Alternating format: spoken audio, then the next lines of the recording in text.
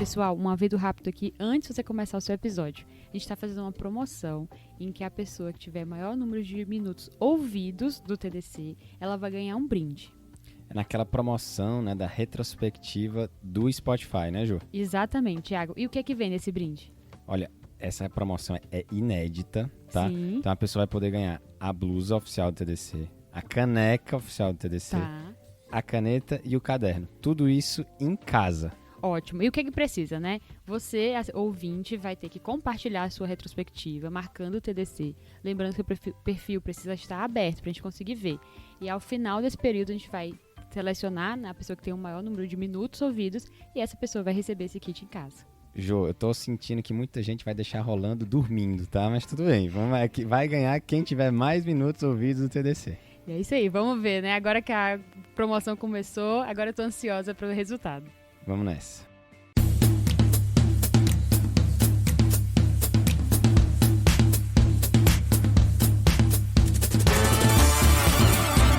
Olá, ouvintes! Começando mais um episódio do Tá de Clinicagem, o seu podcast semanal de clínica médica. Eu sou Nathalie Santana. Eu sou Joane Alves. E eu sou Caio Bastos. E mais um episódio aqui, a nossa diva master da endocrinologia conosco. Eu sou sempre feliz de gravar episódio com a Nathalie. E hoje estou tendo o prazer de participar desse novo encontro de sergipanos no episódio. Isso aí, um encontro nordestino.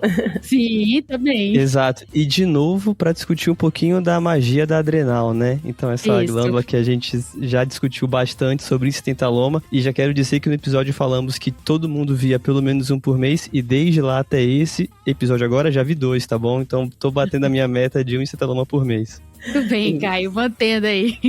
E eu já tava com saudade de você, Jô. Tamo aí mais um episódio agora, né? Foi olhar, né, Nathalie? Faz muito tempo mesmo que a gente não grava juntas. Então, sim, muito bom poder conversar sempre com você. E quem teve a sorte, então, de antes, né? A gente ficou aqui batendo papo, conversando sobre a vida. Melhor ainda. Com certeza. Bom demais. E hoje, então, para discutir um pouquinho sobre armadilhas dessa doença tão comum e talvez tão pouco pensada, que é o hiperaldosteronismo primário. Então, a gente vai discutir nesse formato que você já conhece, que é algumas armadilhas clínicas que a gente se depara no dia a dia sempre que pensa nessa doença e nos nossos pacientes.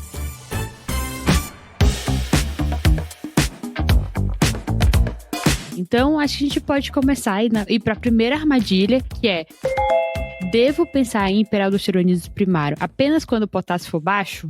Então, já a gente estava conversando sobre isso e eu acho que hiperaldo é um tema que a gente precisava trazer mesmo, porque houve uma mudanças boas, na verdade, nos últimos anos, né?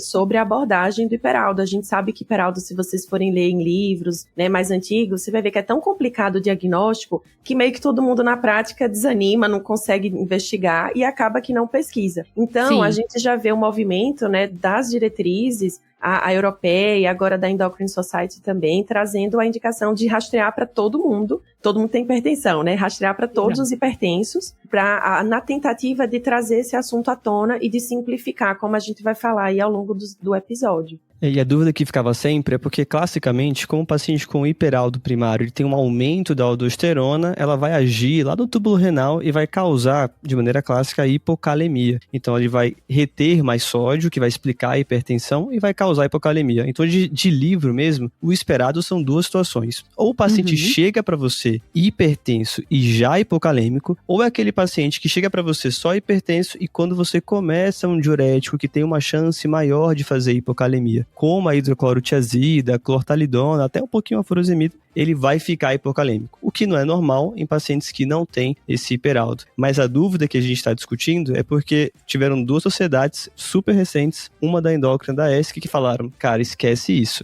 Agora todo mundo que é hipertenso, só por ser hipertenso, já vale a gente investigar se ele tem um hiperaldo primário. Exato, Caio. E aí o que é interessante, acho que dessa discussão é por que não precisa também ser necessário ter o potássio baixo, né, pra gente pensar. Porque a gente já viu que essa incidência também não é tão comum assim como a gente imagina, né? Tem dados aí que de variação de apenas 9 a 37% dos casos é que se apresentam com essa associação de hipertensão e hipocalemia. Então, por isso que no fim é realmente uma armadilha, porque a gente faz associação, faz sentido fisiopatologicamente, como você bem explicou, mas que não é uma coisa que a gente tenha que necessariamente ter pra gente poder pensar, e é nisso que acho que as diretrizes acabam sugerindo pra gente fazer nesse rastreio um pouco mais estendido, né, pra todo paciente hipertenso. Isso mesmo, Jo. E as diretrizes reconhecem que pode ser difícil, né, implementar essa recomendação. Depende de cada contexto, né, até porque as evidências não são tão fortes para você fazer um rastreio universal dos hipertensos. Mas a gente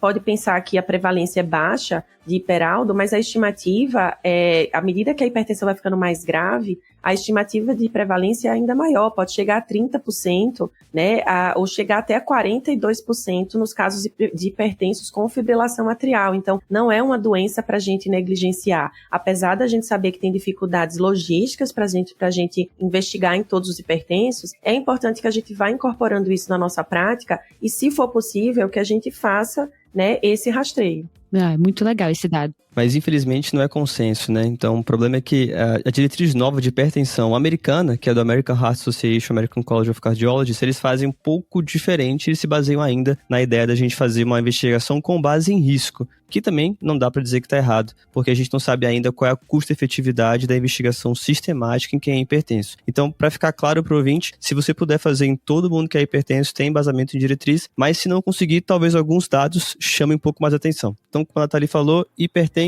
com FA, se não tiver uma causa estrutural para FA, vale a pena pesquisar. Aquele paciente hipertenso grave, hipertensão resistente, sem dúvida vale a pena pesquisar. Paciente que é hipertenso e adulto jovem, paciente que tem história familiar de hiperaldo primário ou que tem algum outro sintoma que você suspeite dessa condição, como hipocalemia espontânea ou induzida por diurético. Ou mesmo fraqueza muscular, né? Eles trazem até essa possibilidade de hipertensão com fraqueza, tetania, que aí também trazer mais um gap aí pra gente pensar nisso.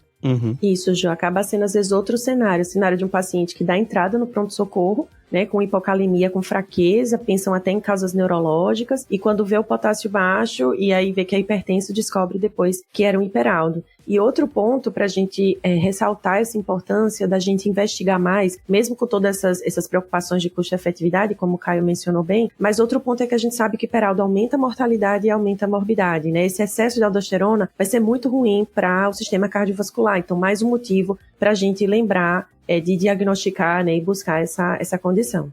Exato. Então talvez a tendência no futuro da literatura seja cada vez mais fazer mais esses exames, agora que eles estão um pouco mais disponíveis e um pouco mais fáceis da gente conseguir fazer. Então, acho que, dito essa parte, né, de que existe divergência da literatura sobre investigar todo mundo ou não, é legal só um ponto que a própria Endocrine Society também traz esse argumento de que tem que adequar para a sua realidade. Então, talvez pensando na nossa realidade Brasil, as orientações da Sociedade Americana, da AHA-CC, sejam mais plausíveis, mas acho que se tiver acesso, se você conseguir fazer essa conversa com o seu paciente num cenário que você tenha mais recurso, acho que vale pensar, né, oferecer essa possibilidade. Pensando em tudo nisso que a gente falou, que a mortalidade, o risco cardiovascular, as complicações são importantes. E aí, quando a gente está pensando no hiperaldo, né, a gente tem que também entender o que é que a gente vai pedir de exames pra gente começar a rastrear essa condição. E aí tem 2 exames que a gente vai ter que ter aqui, né, que é a renina e a aldosterona. A gente vai precisar desses 2, porque é uma análise sempre combinada, como a gente bem estava conversando aqui também um pouco antes. Não adianta ter um sem o outro, que a gente não vai conseguir comparar adequadamente. Se eu puder já botar mais um, Jô, só falar do potássio, que eu acho que vale a pena ele estar sempre na cabeça, que ele vai ser importante pra gente interpretar esses próximos 2 em conjunto. Então, se puder incluir, bom que potássio é barato, tem em todo lugar, então não vai agregar nada de custo. O Nefro não podia deixar de lembrar do potássio, claro. Pô, não dá. E a Endocrine Society até coloca também, né, Caio? Como ali, no primeira avaliação, você já incluiu o potássio, que vai ajudar nesse próximo passo, né? Sim. Isso, então o potássio vai ser fundamental também, porque o potássio ele pode falsamente reduzir a aldosterona, né? Então ele tem que estar presente, como o Caio falou, vai ser um exame mais barato, né?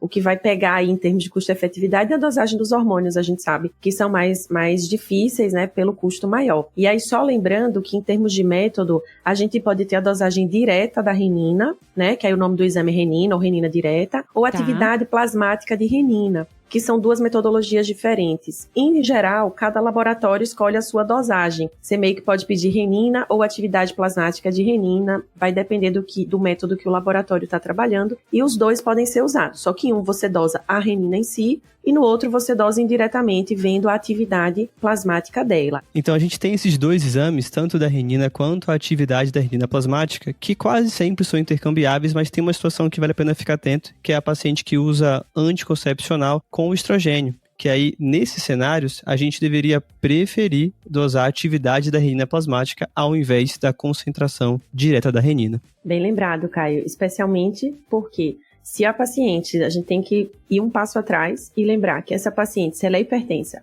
e está usando estrógeno oral, a gente precisa mudar o método contraceptivo dela. Mudar para uma progesterona isolada, né, oral, ou encaminhar para colocar um DIU, e também lembrar desse interferente, como você falou no exame. Exato, bem lembrado. E só falando também um pouquinho mais da parte do laboratório, né, que a gente da endócrino sempre está ligado nisso, a maioria dos laboratórios vão usar imunoensaios, que são a maioria dos tipos de teste feito para os hormônios, mas também tem a metodologia por espectrometria de massa, que é uma metodologia mais específica, mas ela é mais cara, fica mais para casos duvidosos. Então, se vocês forem ver na diretriz, ele fala de 2 pontos de corte, de 2 metodologias diferentes, mas a que a gente vai ver mais é a do imunoensaio, tá? Tá. E outra coisa também para a gente ficar atento é da unidade, né, de medida que vem aquela dosagem hormonal, que isso pode variar de um laboratório para o outro. Aqui no Brasil, em geral, a aldosterona por imunoensaio vem em nanograma por decilitro, e a renina vem em microunidades por ml, e a atividade plasmática de renina em nanograma por ml por hora. Então, sempre que vocês forem ver em alguma referência, é importante ver se o exame do seu paciente está naquela referência para você não se confundir em relação aos valores, que podem parecer muito discrepantes, e às vezes é por isso, pela unidade de medida. Tá bem. Então, beleza. Então, eu dosei a renina, seja a atividade ou a concentração plasmática da renina, dosei a aldosterona, tenho potássio na manga, e como é que eu faço a interpretação desses exames agora com tudo na minha mão? Então, a gente pode fazer, Caio, a relação, né, a relação aldo-renina ou aldo-atividade plasmática de renina, mas, além da relação, o que eu queria chamar a atenção é para a gente valorizar muito a renina, né?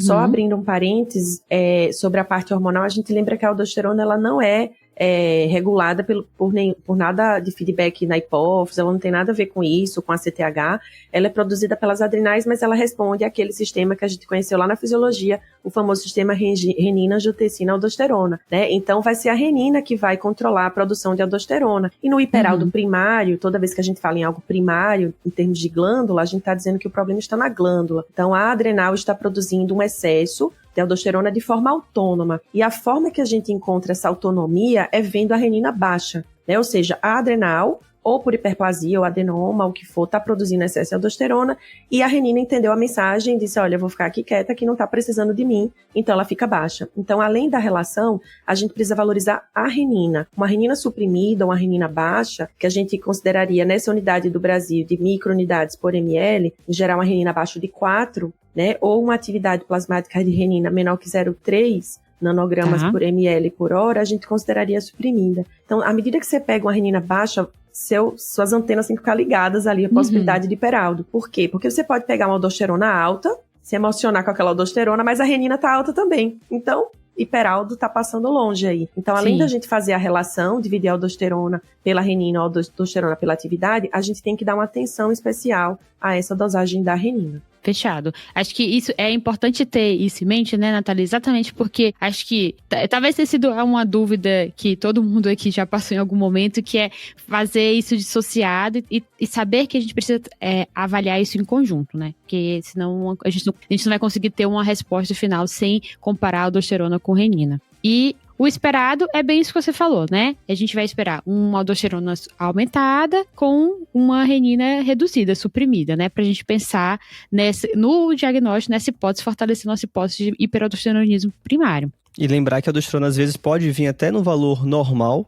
mas quando a gente faz essa relação aldo-renina, como a renina está baixa, a relação fica também aumentada. Então são todos dados que em conjunto vão ajudar a gente a definir o paciente como portador de um hiperaldosteronismo primário, porque não depende da atividade da renina. Isso, Caio. Falando um pouco em pontos de corte, vocês vão ver também que é algo que varia muito na literatura, né? Às vezes, se você for ver em referências diferentes, fala em pontos de corte diferente. Em termos da aldosterona, o ponto de corte já foi maior. Hoje em dia, a gente usa o ponto de corte acima de 10. A gente já considera uma aldosterona, né, que pode estar presente no hiperaldo. Mas sempre com a observação sobre a renina. E o ponto de corte da relação aldosterona sobre a atividade plasmática, a gente usa o ponto de corte de 20 em geral, mas pode ter um ponto de corte mais alto, mais baixo em outras referências, com aquela observação de que pontos de corte, se eu aumentar ou se eu diminuir, eu estou aumentando ou diminuindo a sensibilidade e a especificidade daquele teste, né? Isso vale para todas as dosagens que a gente tem, tá? E a relação aldosterona-renina, em geral, a gente usa um ponto de corte de 2, tá? Mas lembre que esses pontos de corte não são fixos, podem variar, mas a ideia é, quanto mais alto está, né, quanto mais se distancia desses pontos de corte que eu tô vendo, mais eu tenho uma suspeita de que aquele caso, de fato, seja um hiperaldo, sempre com aquela ideia, é uma produção autônoma, eu tenho aldosterona alta e renina baixa. Tendo esse raciocínio em mente, a gente consegue interpretar também os exames de uma forma mais fácil. Então, beleza, já entendemos mais ou menos quando a gente vai pensar em hiperaldo primário, já entendemos quais exames que a gente vai solicitar, mas agora vamos começar a segunda armadilha. Aquele meu paciente hipertenso que está no ambulatório que eu decidi investigar e que já toma medicação antihipertensiva, como é que eu faço para balancear isso? Tem que suspender? Posso dosar assim mesmo? Então, cara, acho que essa é uma das coisas que mais gera dúvida, né, em hiperaldo. Todo mundo que já estudou o tema fica, e agora? Como é que eu vou suspender esses remédios todos, né, o paciente hipertenso? E aí eu percebo que todo episódio de adrenal eu me sinto velha guarda, né, igual do residente Aloma. Eu me sinto velha guarda porque eu, como residente, a gente ainda suspendia tudo. Suspendia não, né, trocava os antihipertensivos, internava o paciente, porque só para colocar medicações que não interfiram. Mas assim, a gente sabe que isso não é nada prático, como a gente já comentou. Então, nesse sentido, também a gente vê o movimento da própria, né, diretriz e de todo mundo que estuda mais esse tema, já vem um movimento de facilitar as coisas, como a gente falou no começo. Então, a ideia hoje é dose com o que o paciente estiver usando. Por quê? Pode ser que já venha um resultado muito claro, muito nítido, e você já feche o diagnóstico, ou pode ser que venha um resultado duvidoso, como sempre pode acontecer nos hormônios, e você vai ter que reavaliar, aí sim você vai trocar algumas medicações. E mesmo assim você não vai trocar tudo, porque você vai ver as medicações que mais impactam e as que mereceriam essa troca, né? Você vai apostar mais nas medicações que interferem mais, que vai ser a espironolactona e os diuréticos. Se você tiver que trocar, eles vão ser os principais aí candidatos a serem trocados por 4 a 6 semanas e você faz o exame de novo. Mas percebam que isso só vai ser necessário nos casos duvidosos, né? É igual aquela história. Se tem focinho de cachorro, orelha de cachorro, rabo de cachorro, é um cachorro, né? Se os exames já vieram todos para hiperaldo, renina suprimida, aldo alta, potássio baixo, você já tem um diagnóstico. Então, a mensagem é, primeiro, dose com tudo que o paciente está usando.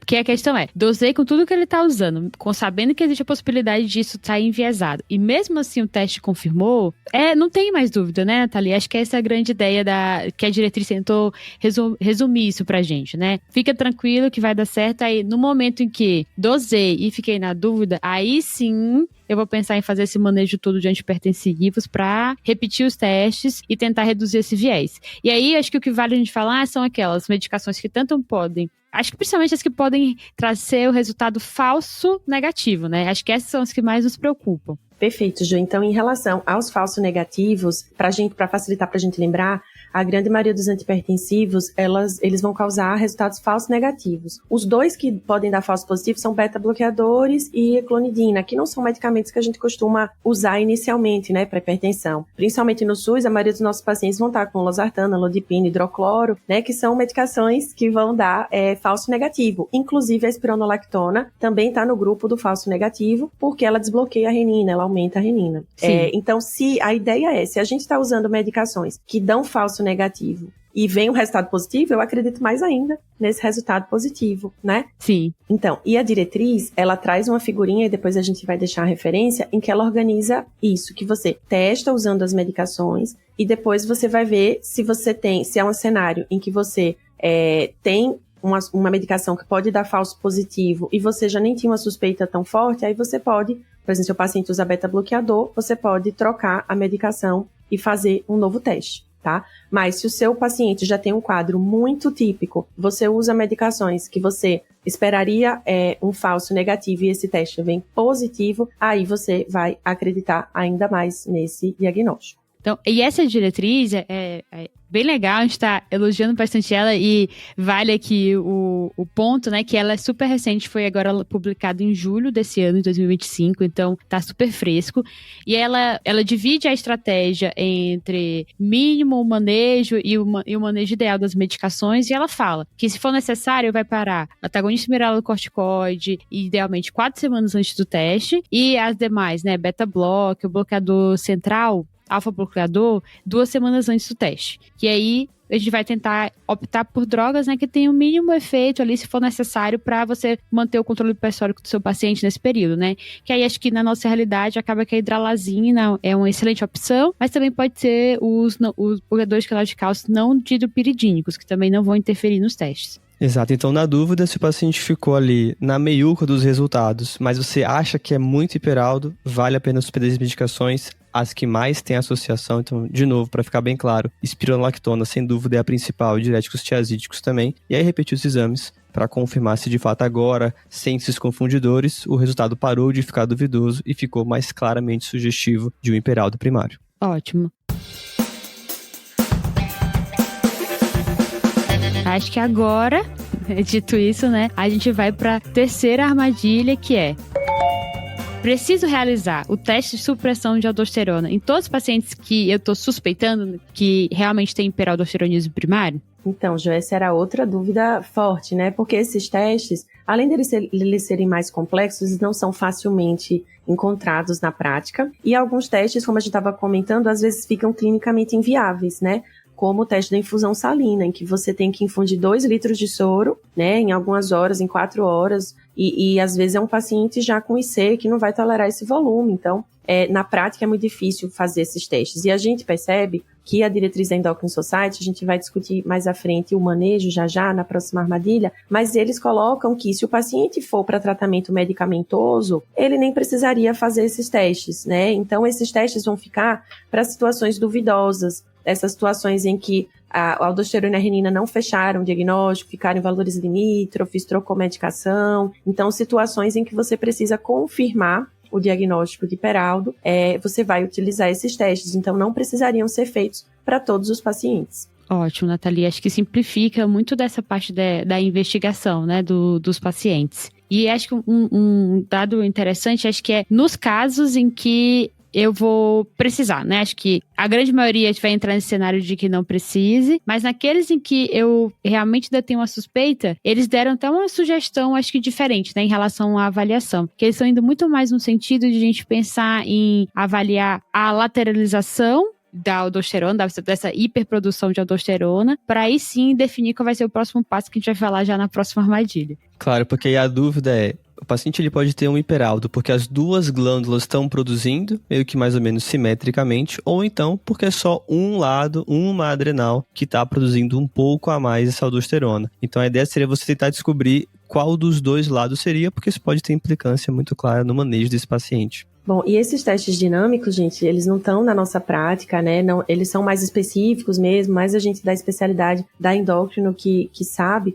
Mas qual é a lógica desses testes? É você tentar provar de alguma outra forma que existe uma produção autônoma de aldosterona. E existem alguns testes, eu até já mencionei o teste da infusão salina, né? Que nada mais é do que você dar uma sobrecarga de volume no paciente. E se você der uma sobrecarga de volume em qualquer pessoa, o que vai acontecer com a aldosterona dela? Vai cair, né? Porque o organismo vai entender que não precisa reter água e sódio. Mas numa pessoa com produção autônoma, você dá a sobrecarga de volume e ela continua com a aldosterona alta, horas depois, quando você dosa. Então, a lógica é, eu vou mostrar que existe uma produção autônoma, porque mesmo fazendo essa sobrecarga, a aldosterona dela continua alta. Outro teste que pode ser feito é o teste da furosemida venosa, em que você vai fazer a pessoa urinar, ela vai dar uma desidratada, digamos assim, e na hora que você desidrata uma pessoa que não tem hiperaldo, a renina dela vai acordar e dizer, opa, vamos parar, vamos resolver isso aqui. Mas Na pessoa que tem hiperaldo, você vai fazer furosemida venosa, ela vai dar uma desidratada e a renina dela vai continuar suprimida, mostrando que existe, de fato, uma produção autônoma, tá? E também tem testes com medicações orais, como o captopril, né? Que aí você vai ver com a mesma lógica se você desbloqueia a renina ou não. E tem um teste mais recente até do pessoal do HC, do Tomatson, que estuda bastante o tema, e eles fizeram um teste com a furosemida oral. Então, essas medicações orais tornam testes um pouco mais factível, né, na prática, e eles viram uma boa acurácia, mas é um teste ainda que não teve validação externa. Então, os testes dinâmicos, a lógica deles seria provar por outras vias e que existe uma produção autônoma de aldosterona, seja porque a aldosterona continua alta ou porque a renina continua suprimida após aquele estímulo que numa pessoa normal faria a renina subir ou faria a aldo cair. Mas a gente sabe que não são testes disponíveis na prática e você só vai lançar mão nos casos em que você não tem um quadro tão típico ou exames tão claros e que você está pensando na cirurgia, como a diretriz da Endocrine Society coloca. Então a ideia é mais ou menos parecida com quase qualquer outra doença endocrinológica de produção autônoma de hormônio. Então, se eu tenho uma glândula que produz muito corticoide, eu quero saber se o eixo está bloqueado ou não, e eu posso simular esse bloqueio dando corticoide exógeno e por aí vai. São várias formas que talvez fiquem mais práticas e mais fáceis da gente do dia a dia vendo quando a gente estuda outras síndromes, apesar de que hiperaldo é muito mais comum que talvez todas elas. Uhum. Isso mesmo. A ideia é essa. Como a gente tem feedbacks, os testes dinâmicos, eles trabalham dentro dessa lógica. Então, já sabemos como pensar, como investigar, como diagnosticar hiperaldo, mas fica a dúvida que agora é a quarta armadilha. Será que eu vou tratar a hipertensão do meu paciente com cirurgia? Será que chegou esse dia, né, que o clínico vai mandar operar para curar a hipertensão, minha gente? E aí, acho que a ideia até da diretriz da Endocrine Society é, bom, calma lá, peraí. Então, a gente tem sempre tratamentos medicamentosos que são opções e são muito eficazes para hiperaldo, porque a ideia seria que a gente pode atuar, de fato, no mecanismo fisiológico, fisiopatológico da doença. Então, a primeira pergunta é assim, será que esse paciente quer operar? Antes nem saber se é indicado fazer cirurgia. Então, se ele não quer operar ou se ele não pode operar, então pode esquecer a parte cirúrgica por enquanto, a gente vai investir no tratamento clínico. Mas, se ele for candidato à cirurgia, temos que fazer mais alguns exames para saber se de fato é indicado o procedimento ou se a melhor opção é só não, né? É o tratamento clínico. Exato. E aí o que é legal, Kai, é que né, nesse momento é que volta um pouco que eu tinha comentado, que aí vem testes realmente menos disponíveis ainda, e acho que é por isso que eles já direcionam tanto para você voltar para o tratamento clínico, porque a gente sabe que a realidade é realmente pouco acesso, que é o que a gente estava falando aqui, o cateterismo de via adrenal, que é essa ideia de lateralizar, que é entender se é um paciente que tem alta, média ou baixa probabilidade para esse achado,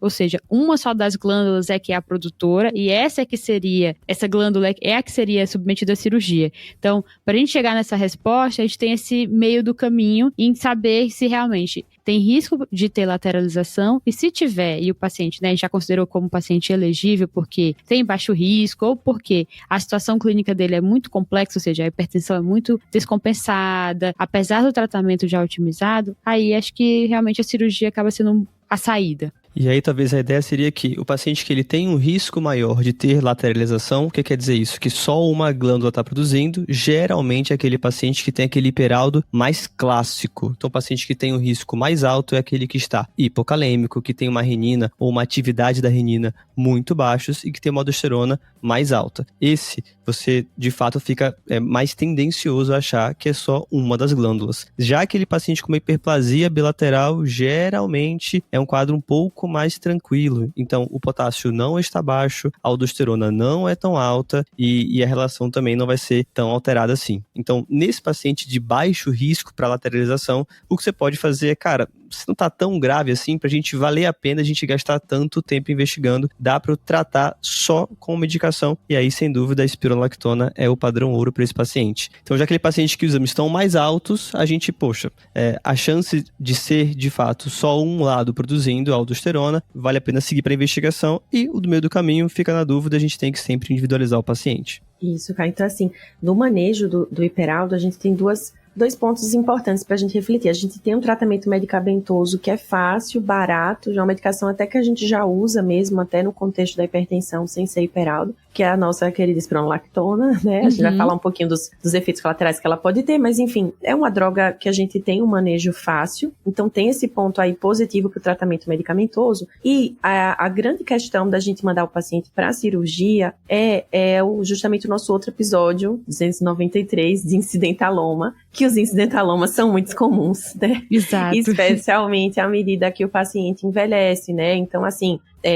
à medida que a idade avança, a chance do incidentaloma é maior. Então, o fato da gente achar um nódulo na tomografia não significa que ele seja o produtor. A produção pode ser bilateral ou pode ser de um nódulo muito pequeno que a gente não está vendo na tomografia. Então, como o Caio falou, essas características muito claras de hiperaldo muito grave sugerem que é o adenoma, mas o quadro mais brando sugere que é hiperplasia. E existem os casos ali na zona cinzenta que a gente fica na dúvida, mas a ideia que a gente não pode mandar para a cirurgia logo de cara é isso. Pode ser uma produção bilateral e o fato de você achar uma lesão na tomografia não quer dizer necessariamente que é ela, pelo fato de existirem os incidentalomas com uma frequência que não é desprezível. Bom, então pensando em começar com a espirona para esses pacientes, que a gente vai tentar tratar de maneira medicamentosa, sem dúvida a espiro, como já falamos várias vezes, é a minha droga de escolha. A gente tem que começar a medicação, então geralmente pode começar com 25, uma vez ou até 2 vezes por dia e checar os exames de forma concomitante. O que é que vale a pena a gente sempre pensar? É muito comum esses pacientes, pela hipocalemia, estarem tomando reposição de potássio também, e como a gente sabe, a espiro pode aumentar o potássio sérico. Então, vale a pena no começo você manter concomitante a espiro com a reposição de potássio, e aí depois de mais alguns dias, mais ou menos 2, 3, 4 dias que o paciente está com a espiro, você vai retirando a reposição para evitar a chance de ele ficar hipocalêmico. E a ideia é você vai pegando a espiro, começa com 25, 50 por dia e vai titulando essa dose à medida que o paciente vai voltando para você, para chegar se tem um controle clínico pressórico adequado, se a função renal está boa e se a gente vê se tem alguma alteração, já tem algum sinal de bloqueio dessa hiperestímulo da aldosterona nesse paciente que tem hiperaldo primário. Isso é importante pontuar, que a dose da espiro pode chegar a doses bem mais altas do que a gente costuma utilizar na hipertensão, né? A diretriz fala 200, mas alguns autores falam em 400 miligramas por dia da espiro. Então já é uma dose que realmente pode dar ginecomastia em alguns homens, pode dar alteração menstrual em algumas mulheres, né? Além da questão da hipercalemia. Então, são doses mais altas mesmo que a gente pode chegar. E uma coisa interessante que a diretriz traz é que, se o paciente ainda está hipertenso, você ainda está titulando a dose da espiro, você pode se guiar pela dosagem da renina,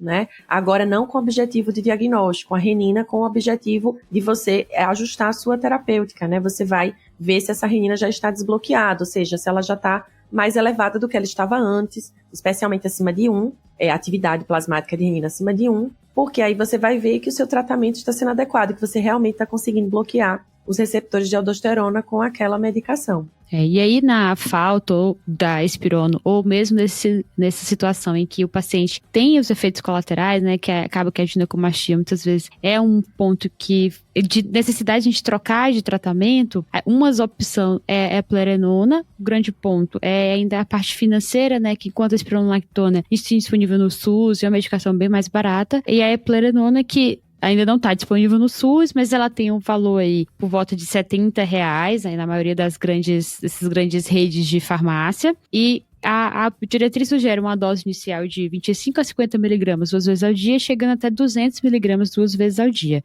E aí tem outras opções aqui que agora com um pouco menos de evidência, mas que a diretriz também sugere. Então, quem for olhar lá o documento vai encontrar que é a finerenona e a amilorida. São opções aqui possíveis, né? A finerenona, quem trata paciente com doença renal crônica, com diabetes ou então com IC, tá amando essa medicação pelos estudos novos que saíram, mas saber que não tem ainda grande evidência nesse contexto do paciente com hiperaldo primário, mas quem sabe seja uma opção também. Beleza, Kai. E aí, então, para a gente fechar essa ideia do manejo clínico da doença, então a gente vai começar com o espiro, que é a droga mais comum, vai checar pressão arterial e a renina e vai ver como está o paciente nesse contexto geral. Se a pressão estiver boa e a renina estiver liberada, a dose está ótima, só manter assim. Se por acaso a pressão não estiver controlada e a renina ainda estiver suprimida, eu vou aumentar a dose da minha medicação. E a outra seria o paciente com a pressão ainda não controlada mas a renina já não mais suprimida, ou seja, já está solta a renina do paciente, como se o eixo hormonal tivesse já bem resolvido, mas tem uma outra causa causando essa hipertensão, e aí vale a pena associar uma outra medicação. Então, mais ou menos seriam essas opções gerais do controle do paciente de forma medicamentosa. E aí, eu acho que é interessante só esse ponto, né, de atenção em relação à renina que a gente está comentando aqui, é porque a gente sabe do risco cardiovascular associado ao hiperaldosteronismo, já é uma coisa que já tem evidência de aumento de complicações como AVC, também doença arterial coronariana, a fibrilação atrial, tanto que é uma manifestação que a gente já sabe que atualmente tem até aumenta a nossa probabilidade de investigação, mas a renina também, quando suprimida, né, por tempo prolongado, também vai ter impacto no risco cardiovascular. Então é por isso que vale a pena a gente saber, né? Controlar a pressão, que é importante para o quadro clínico desse paciente a longo prazo, e também ver como que tá a renina, porque a gente sabe que ela vai ter esse papel crucial também de reduzir esse risco do paciente. Mas a armadilha era sobre tratamento cirúrgico. E aí, como é que a gente quando vai pensar sobre tratar esse paciente cirurgicamente? Aí tem aquela dificuldade, né? Como eu falei do incidentaloma, mas tem uma situação em que a gente pode já encaminhar o paciente de cara para a cirurgia, né? Se o paciente tiver todo aquele quadro bem típico de adenoma, ou seja, de uma produção unilateral de aldosterona, como o Caio falou, que é hipocalemia, aquele paciente tem a aldo alta, a renina suprimida e que tenha menos de 35 anos. Por que menos de 35 anos? Porque tem menor risco de incidentaloma. Então, esse paciente, ele poderia ir de cara para uma adrenalectomia. Agora, se ele tiver um nódulo acima de 1 centímetro, né, um nódulo bem delimitado ali na adrenal, na tomografia. Então, esse paciente, ele poderia ir direto para a cirurgia. Eu estou falando direto do quê? Né? Direto sem fazer o bendito do cateterismo de veias adrenais, que é realmente o grande limitador aí da nossa conduta de mandar para a cirurgia. E a ideia seria que você vai cateterizar a veia do paciente em cada um dos lados, então, tanto perto da renal esquerda e da renal direita, e vai ver se algum dos lados você tem uma atividade um pouco maior, uma dosagem um pouco maior de aldosterona, que você iria inferir que está vindo daquele lado que você está apontando. Então, se de fato o paciente tem uma glândula que diz, olha, aqui na direita, por exemplo, tem muito mais aldosterona, deve ser aquela glândula culpada e não uma hiperplasia bilateral. E aí você poderia indicar a cirurgia para esse paciente só para remover o lado que tem um aumento da aldosterona. Se esse teste for negativo, a ideia talvez seria que fosse de fato uma produção bilateral, e aí não vale a pena fazer cirurgia, a indicação é só não, de novo, né? A indicação é tratamento clínico. Exato. E nessas situações em que a cirurgia está indicada, né, é uma cirurgia para retirar a adrenal, então é uma adrenalectomia, não é só uma retirada de nódulo, é tecnicamente muito difícil, né? Lembrem aí que a adrenal já não é tão grande, talvez esteja até aumentada um pouco com esse adenoma, mas assim, a orientação é adrenalectomia e muitas vezes a cirurgia acaba sendo feita por via videolaparoscópica, não é a única, mas é uma via possível e acho que para a recuperação do paciente também é mais rápida e acho que vale só essa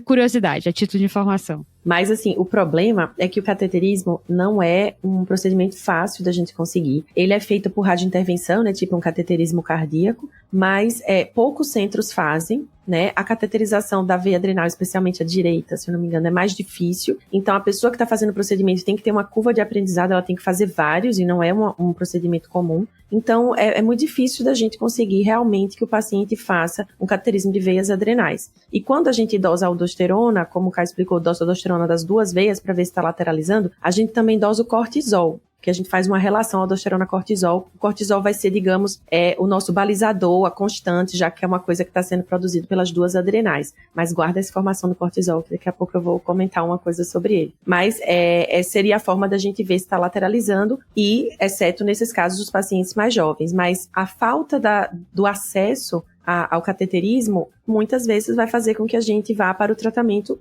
medicamentoso, como a gente já comentou com vocês. Porque tem toda essa questão da técnica, né, Nathalie? E, claro, da disponibilidade, né? Se muitos aqui, acho que só ouviram, né, muito tempo depois, né, desse exame, é porque é um exame pouco disponível. Então, essa questão de ser pouco disponível, só tem em grandes centros e precisar ser alguém muito treinado para fazer, é o que dificulta essa investigação. E eu acho que a impressão é que a diretriz pensou um pouco nesses vários cenários para tentar também facilitar essa nossa decisão, né, e ter a melhor conduta para o paciente. Isso mesmo, Ju. Então, Nathalie, você falou sobre algo cortisol que ia falar daqui a pouco, mas estou curioso. O que é que tem a ver cortisol com essa história daí? Então, Caio, remetendo ao nosso episódio de novo, nosso episódio de Zentaloma, que a gente falou muito do custo subclínico, né, do cortisol pós-Dexa. Nos casos de hiperaldo, isso está na recomendação, é uma coisa mais nova, mas a diretriz já incorporou. Os casos de hiperaldo primário que sejam por adenoma, né, não aqueles bilaterais mais brandos, mas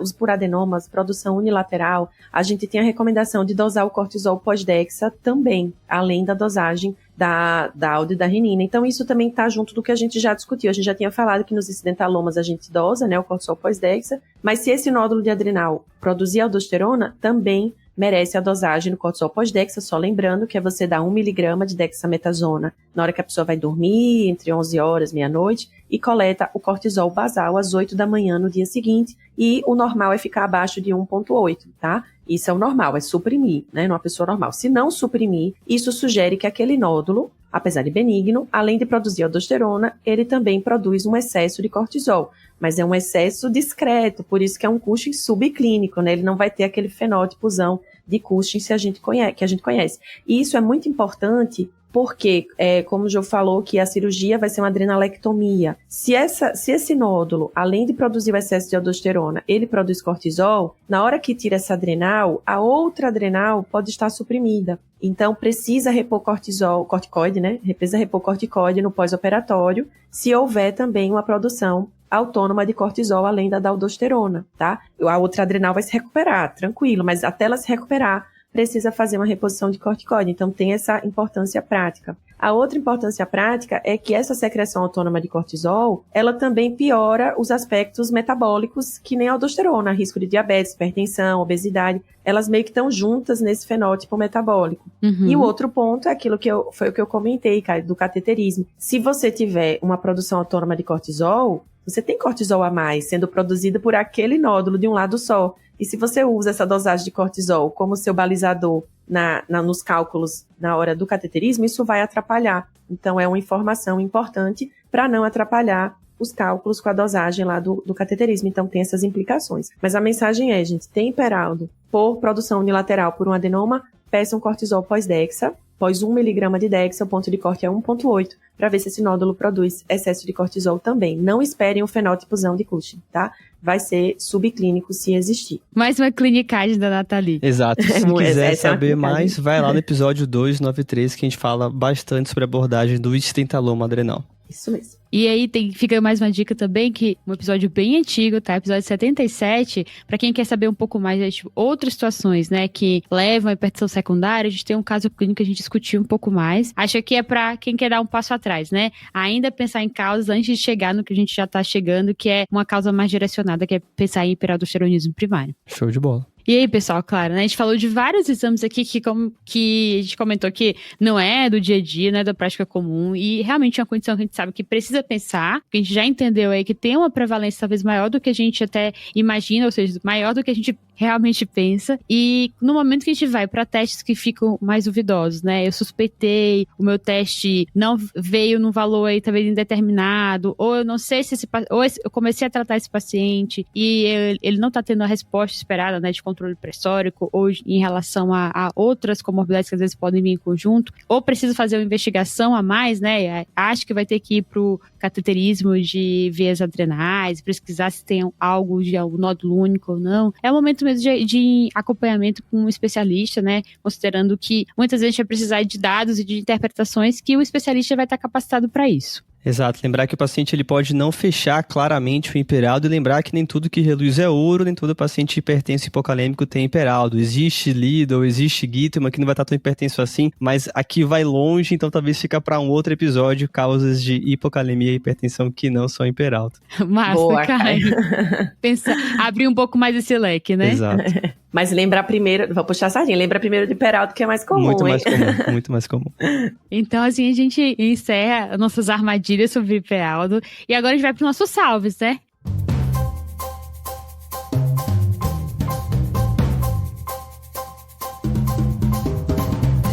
E como de costume, Nathalie, você vai começar com o salve do episódio. Opa, eu vou mandar meu salve hoje para Vivian Fernandes, minha ex-aluna querida, que eu admiro demais. Ela fez clínica na escola também, ela também foi grupo D, que eu fui grupo D. Tá bom. E a colega de plantão aí da Jo, que a gente tava falando dela hoje. Então, um beijão aí pra Vivi. E também foi homenageada como residente de destaque, que nem você, né? Só pra deixar isso claro também. É verdade, olha, tava esquecendo disso. Que maravilha. Vivi é realmente uma pessoa maravilhosa e fica Ela aqui o salve merecidíssimo pra ela. Salve, Vivi. E o seu salve vai pra quem, Jô? O meu salve, Caio, vai pro Diego. Ele é R3 de emergência do HC. E a história é boa, mas vou contar rapidamente. Eu tava de plantão na enfermaria, teve uma intercorrência no paciente, a gente precisou chamar ajuda. E o Diego veio com todo o material de via aérea que a gente precisava. E ele começou a olhar pra mim de uma maneira estranha. E aí eu não tava entendendo o que tava acontecendo. E aí depois, no fim, ele falou assim: é porque eu tava ouvindo essa voz, eu reconheci a voz, eu fiquei olhando pra você pra ver se é certeza se era você. E aí eu tive coragem de perguntar se você era Joane do TDC. Aí eu disse sim. Tá vendo? É celebridade, é que você não tá acostumado. Nem um pouco, Nathalie. E aí, ele é super querido, muito fã, sempre escuta os nossos podcasts, consome muito o nosso conteúdo e fica aqui o salve pro Diego. Vou salve, Diego.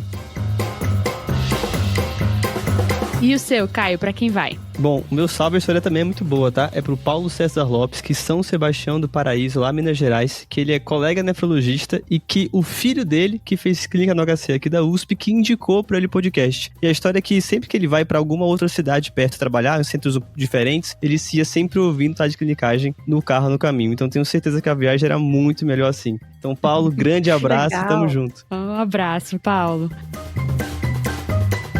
E assim, gente, pessoal, acho que a gente encerra o nosso episódio. Acho que lembrando só os nossos ouvintes de seguir o Tá de Clinicagem no Instagram, no Twitter, no TikTok, no YouTube. Se possível, avaliar aqui o TDC no Spotify e dar 5 estrelas, se você achar que vale. E, óbvio, assinar o nosso serviço de revisão e atualização em clínica médica, que é o Guia TDC. Bom demais, tá? E depois contem pra gente quando encontrarem o Hiperaldo aí de vocês. Exato. Com certeza. Valeu, falou. Valeu, gente. Falou.